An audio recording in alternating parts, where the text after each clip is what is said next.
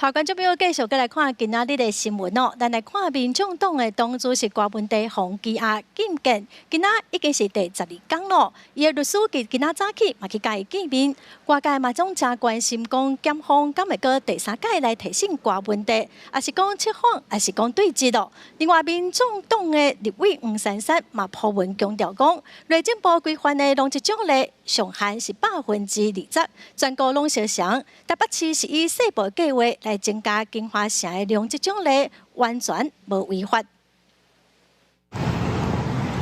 郭文地受羁押禁见第12天，委任律师郑清源一透早现身台北看守所进行律见。您下次来帮他带一些什么样的东西没有？没有回应，好，谢谢。伫内底买2点钟，郑清源面对所有提问拢无讲话。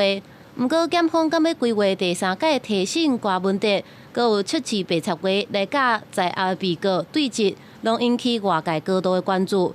也那沈庆京伫顶礼拜5第2届身体无爽快，戒护就医，委任律师岳宏儒当暗申请举报，停止羁押。基于人道的考量，他要慎重的去调查。那最后当然还是尊重法院的决定。法院昨仔表示，敢要继续羁押禁见，应该依照刑事诉讼法规定，待征询检方意见、甲北所有医疗院所意见，确定要伫拜一做出裁定。民众党甲立委黄珊珊最近是小连续用图卡甲po文，强调内政部规范一般性用奖上限20%，全国是同款，而且台北市以详细计划。互金华城用职奖励完全无违法的问题，毋过引发调查议员反驳。金华城违法取得容积奖励的部分，其实我们针对的不是他容积奖励的额度，而是他取得容积奖励的项目。黄前副市长又说，他们当时是引用都市计划法25条，市政府认为金华城有这个必要。于是就给了他们，帮他们修这个计划。